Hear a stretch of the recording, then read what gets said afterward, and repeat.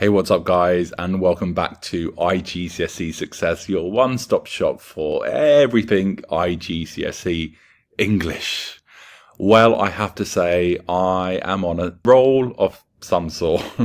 Let's see if I can keep up the momentum. My goal really is to get all of these 10 videos uploaded because I truly believe they will equip you not just with the fundamentals of crafting successful creative prose, but also with techniques to make your writing really stand out.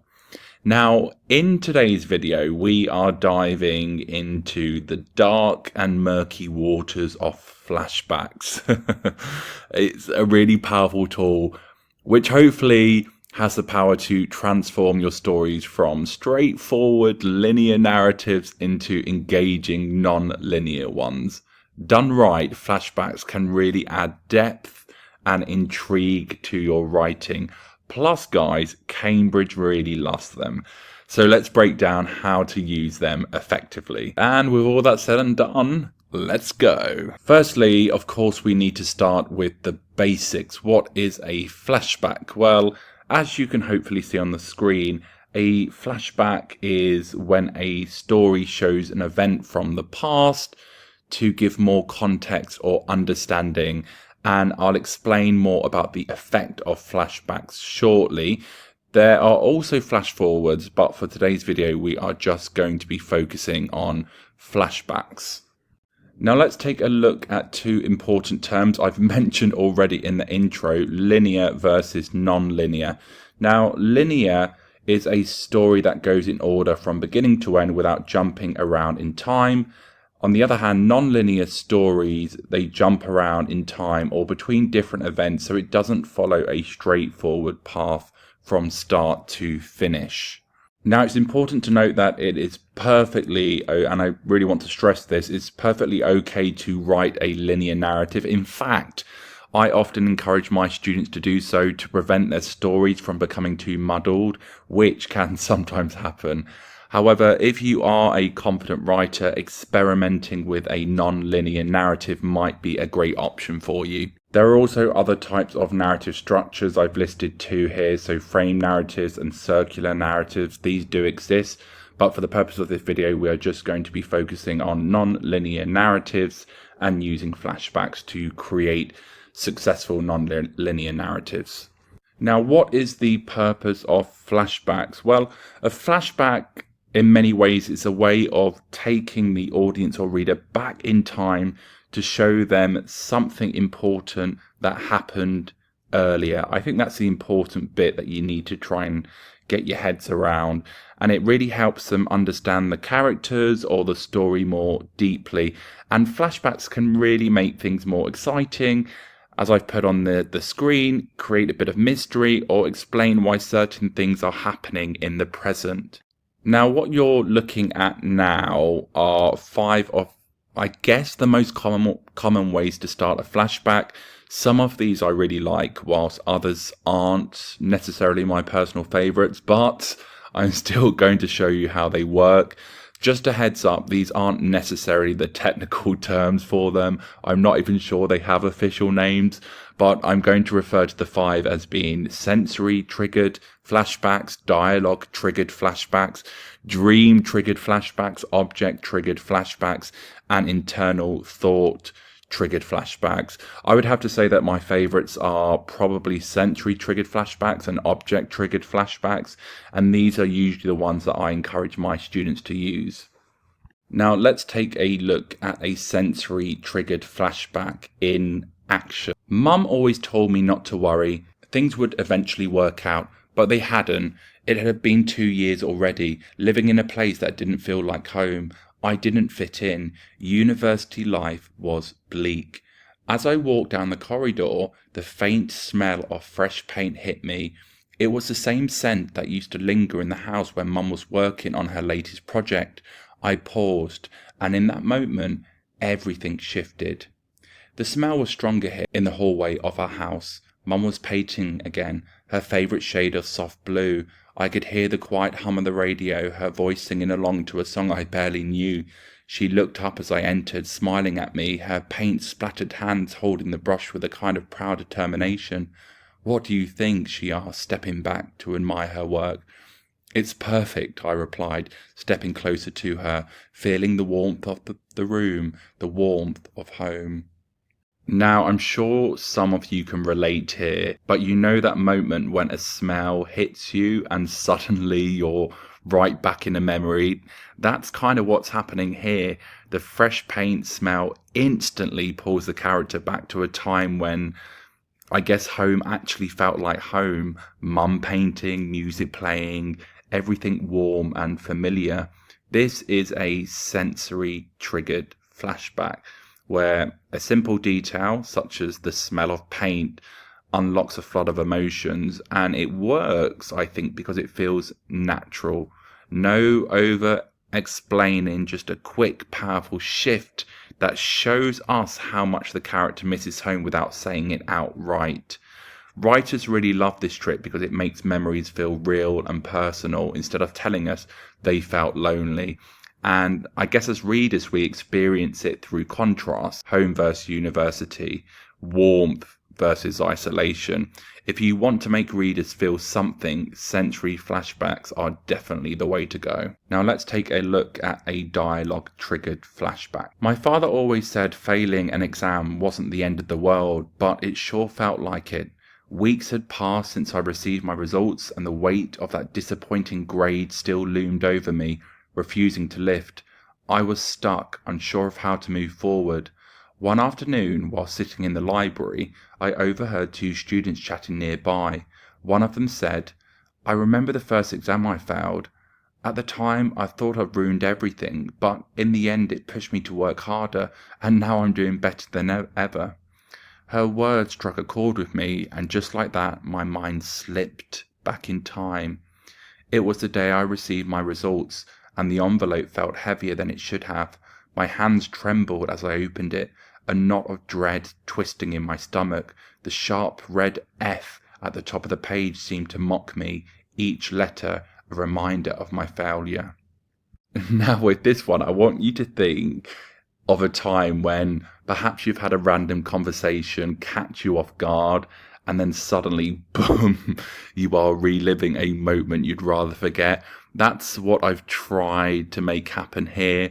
The main character overhears a student talking about failing an exam, and those words really hit home. And before they even realise it, they're back in that awful moment, holding their own results, staring at that brutal red F. So guys, this is what I like to call, anyway, a dialogue triggered flashback, when something someone says pulls a character straight into a memory. And I guess in many ways it works because it feels quite organic. A simple phrase can really unlock buried emotions, making past and present blur together. I hope that makes sense. And I think writers often use this to show how deeply a character is affected by something. And instead of just saying they were still upset about their grade, we see it, we feel the dread, the shaking hands, the sinking realization, and it makes the emotion real and less abstract. And that's what makes a story stick in many ways. So let's take a read of a dream triggered flashback in action. "It was the night before the school trip to the amusement park, and anticipation coiled within me like a spring, keeping me restless. My stomach churned in nervous knots, the mere thought of those towering roller coasters sending cold shivers down my spine. I had spent years avoiding them, too terrified to even consider stepping foot on one, but tomorrow was different. Tomorrow I had promised myself I'd face the fear that had ruled me for so long. As I lay in bed, the memory of my first visit to an amusement park surged back, vivid and uninviting. I was much younger then, standing in front of a roller coaster with my parents. The colossal structure loomed above me, its tracks twisting and spiraling in ways that defied reason.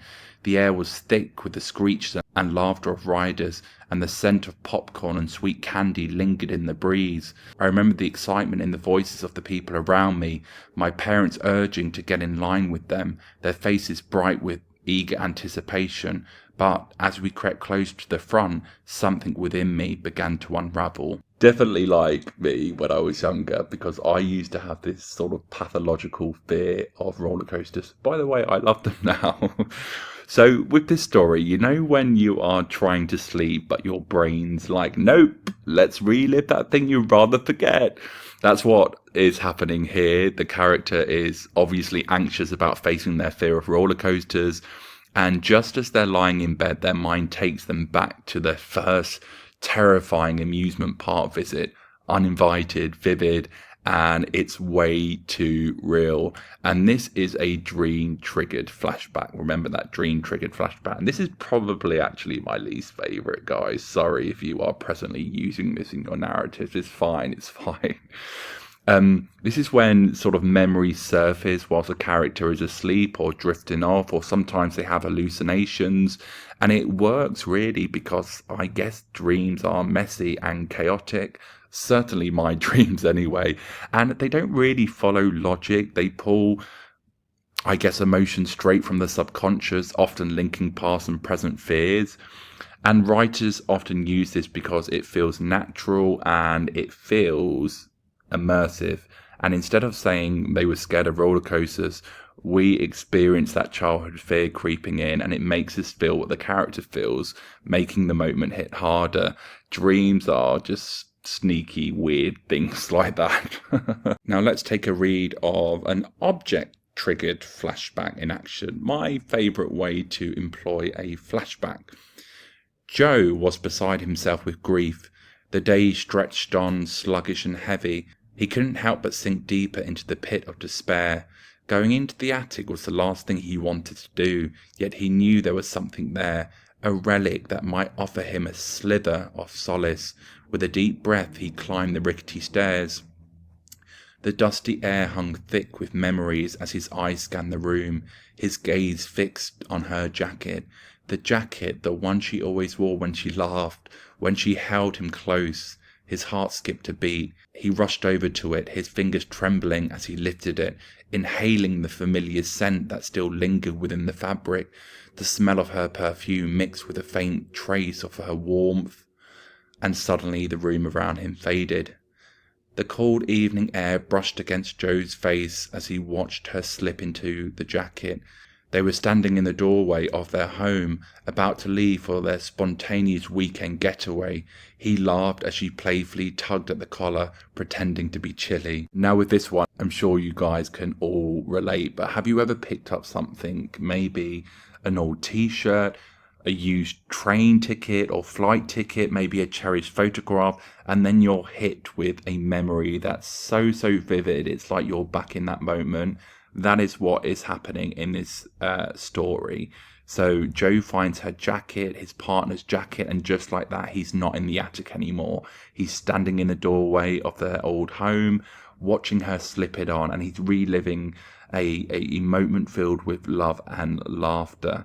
And this is an object-triggered flashback, triggered by something physical that holds deep emotional meaning. And of course, writers use this technique because objects are more than just things, they're memory keepers. A jacket isn't just fabric in this story, it's the warmth of a hug, the echo of a laugh, the weight of someone who's gone. And instead of just saying Joe's missed her terribly, this flashback really does show us that ache through a single powerful moment or symbol, the jacket. And that's what makes it hit so hard. So let's take a look at the last way to include a flashback. And I've called this one the internal thought triggered flashback. Let's take a read of the story. I sat by the window, the rain tapping against the glass, but my mind wasn't on the weather. I thought about him, Ben. It had been months since he disappeared without a trace. No goodbye, no explanation, just gone.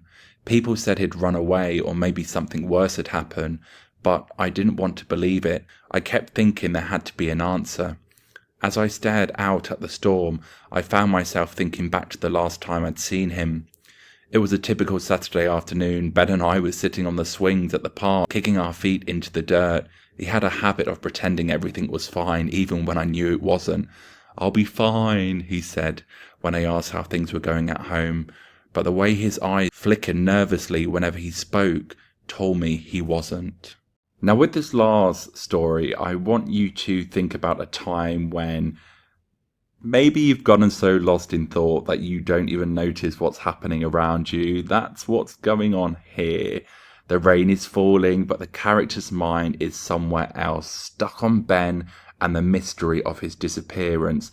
And of course, one thought leads to another, and suddenly they're back in that last conversation with him, replaying every detail, desperately looking for answers. And this is an internal thought triggered flashback. I know that's a bit of a mouthful, where memories surface simply because a character is deep in thought, and it's a really great way to show what's weighing on their mind, weighing on the character's mind without forcing it. So I guess instead of saying they were worried about Ben, we see it unfold, the swings, the nervous flicker in his eyes, the feeling that something wasn't right at the time. And there we have it, guys. 5 creative ways to weave flashbacks into your story. If you've made it all the way to the very end, let me know your favourite way to employ a flashback into your creative writing. And until next time, bye-bye.